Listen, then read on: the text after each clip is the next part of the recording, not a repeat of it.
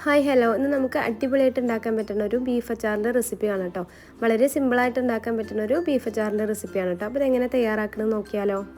അതിനായിട്ട് 1 kilo beef ഇവിടെ കഴുകി വൃത്തിയാക്കിയിട്ട് കുക്കറിലേക്ക് ഇട്ട് കൊടുത്തിട്ടുണ്ട്. അതിലേക്ക് 2 ടേബിൾ സ്പൂണ് കാശ്മീരി ചില്ലി പൗഡറും 2 ടേബിൾ സ്പൂണ് മല്ലിപ്പൊടിയും 1 ടീസ്പൂണ് മഞ്ഞൾപ്പൊടിയും പിന്നെ ആവശ്യത്തിന് ഉപ്പും ചേർത്ത് കൊടുത്തിട്ട് നല്ലപോലെ ഒന്ന് മിക്സ് ചെയ്തെടുക്കാം കേട്ടോ.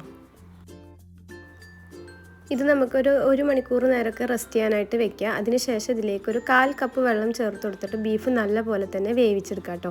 ആദ്യം ഹൈ ഫ്ലെയിമിലിട്ടിട്ട് ഒരു വിസിൽ വരുന്ന വരെ ഒന്ന് കുക്ക് ചെയ്തെടുക്കുക. അതിനുശേഷം ഒരു 10-20 മിനിറ്റ് നേരം ലോ ഫ്ലെയിമിലിട്ടിട്ട് വേവിച്ചെടുക്കുക കേട്ടോ.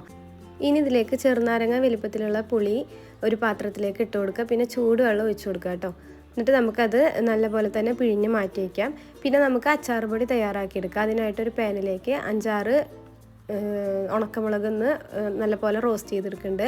അതിനുശേഷം 2 വെളുത്തുള്ളി ചെറുതായി കട്ട് ചെയ്തതും 1 പീസ് ചുക്കും ചെറുതായിട്ടൊന്ന് വറുത്തെടുത്ത് മാറ്റി വെക്കുന്നുണ്ട് കേട്ടോ.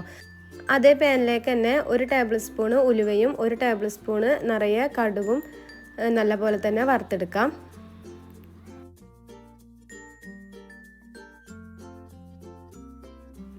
ഇനി വറുത്തതെല്ലാം പാടെ ഒന്ന് മിക്സ് ചെയ്തതിന് ശേഷം ഇതിലേക്കൊരു 1/2 ടേബിൾ സ്പൂണ് നിറയെ കായം പൊടി കൂടി ചേർത്ത് കൊടുത്തിട്ട് മിക്സിയിലിട്ടിട്ട് നല്ലപോലെ തന്നെ ബ്ലെൻഡ് ചെയ്തെടുക്കാം കേട്ടോ. അങ്ങനെ നമ്മുടെ അച്ചാർ പൊടിയൊക്കെ ഇവിടെ റെഡി ആക്കി കിട്ടിയിട്ടുണ്ട്. ആ ഒരു സമയമൊക്കെ ആകുമ്പോഴേക്കും നമ്മുടെ ബീഫും വെന്ത് കിട്ടിയിട്ടുണ്ട് കേട്ടോ. ഇപ്പോൾ ബീഫിൽ നിന്നൊക്കെ വെള്ളം നല്ലപോലെ തന്നെ ഇറങ്ങി വന്നിട്ടുണ്ട്. ഇനി നമുക്കിതൊന്ന് ഹൈ ഫ്ലെയിമിലിട്ടിട്ട് തന്നെ വെള്ളമൊക്കെ നല്ലപോലെ തന്നെ വറ്റിച്ചെടുക്കണം കേട്ടോ.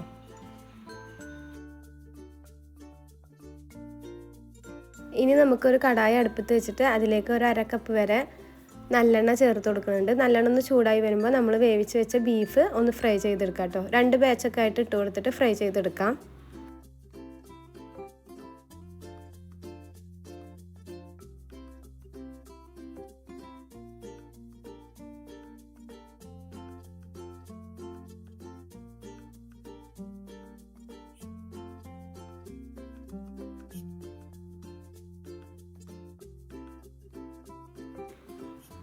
ഇനി അതേ കടായിലേക്ക് തന്നെ 1 ടീസ്പൂൺ വരെ കടുക് ചേർത്ത് കൊടുക്കുക. കടുകൊന്ന് പൊട്ടി തുടങ്ങുമ്പോൾ അതിലേക്ക് ഇഞ്ചി വെളുത്തുള്ളി ചതച്ചതൊന്ന് ചേർത്ത് കൊടുക്കുക കേട്ടോ. പച്ചമുളകും ഒന്ന് ചതച്ചെടുത്തിട്ട് ചേർത്ത് കൊടുത്തിട്ടുണ്ട്. അതിലേക്ക് നമ്മൾ നേരത്തെ പിഴിഞ്ഞ് വെച്ച പുളിവെള്ളം ഉണ്ടല്ലോ, അതൊന്ന് ഒഴിച്ചു കൊടുക്കാം. ഇനി ഇതിലേക്കൊരു 3 ടേബിൾ സ്പൂൺ നിറയെ കാശ്മീരി ചില്ലി പൗഡർ ചേർത്ത് കൊടുക്കുന്നുണ്ട്. പിന്നെ നമ്മൾ നേരത്തെ തയ്യാറാക്കി വെച്ച അച്ചാർ പൊടിയും കൂടി ഇട്ട് കൊടുക്കാം കേട്ടോ. എരിവിനനുസരിച്ചിട്ട് മുളക് പൊടിയുടെ ഒക്കെ അളവിൽ വ്യത്യാസം വരുത്താം. ഇനി നമുക്കിതിലേക്ക് ഒരു 1/2 കപ്പ് വരെ സ്വർക്കുണ്ടല്ലോ അത് ചേർത്ത് കൊടുക്കാം. ഇതൊന്ന് തിളച്ച് വരുമ്പോൾ നമുക്കിതിലേക്ക് ബീഫ് ഇട്ട് കൊടുക്കാം കേട്ടോ. എന്നിട്ട് നല്ലപോലെ തന്നെ മിക്സ് ചെയ്തെടുക്കാം. ഈ ഒരു സമയം നമുക്ക് ആവശ്യത്തിന് ഉപ്പൊക്കെ നോക്കിയിട്ട് ഉപ്പൊക്കെ ഇട്ട് കൊടുക്കാം. ഇനി ഇതിലേക്ക് ബീഫ് ഇട്ട് കൊടുത്തിട്ട് നല്ലപോലെ തന്നെ മിക്സ് ചെയ്തെടുക്കാം കേട്ടോ.